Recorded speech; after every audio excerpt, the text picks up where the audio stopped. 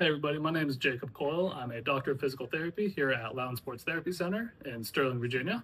Today I wanted to talk to you guys real quick about how starting a new exercise program can cause low back and hip injuries, especially since 2026 just started. A lot of us have started getting back in shape, going back to the gym, and started doing some exercises that we hadn't really done before.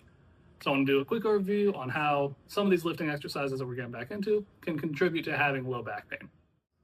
So there are two main causes that people get an injury when starting a new exercise program in the new year. The first one is lack of core strength and stability, and then the second one is improper lifting form.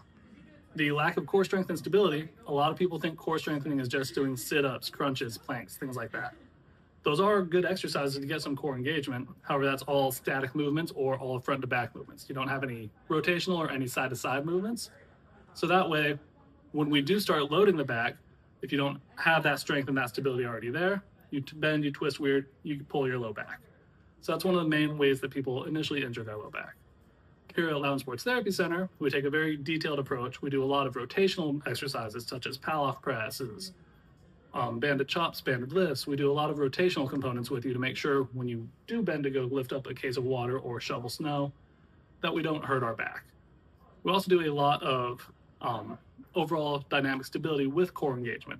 So again, a lot of people hold their core exercises. They'll hold their plank for 30 seconds. They'll hold whatever position they're in and count that as their core work, which is great, but daily life isn't static.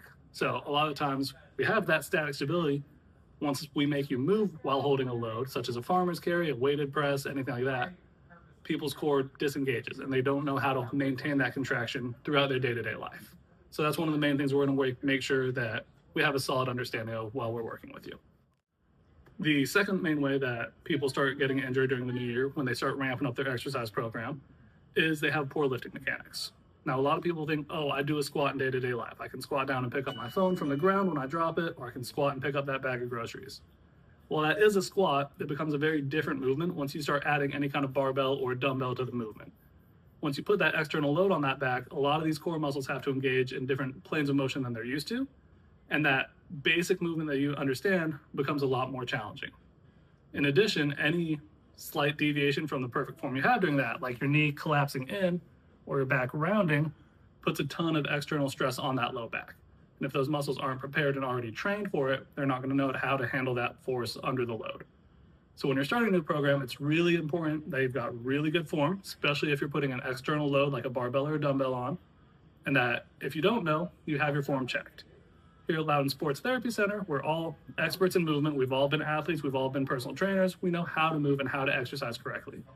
We'll take a very detailed look, make sure you don't have any dynamic valgus or where the knees collapse in, or any rounding in your back when you do an RDL or a deadlift. We'll make sure your form's proper so that way you can exercise safely and continue to progress towards your goals this year.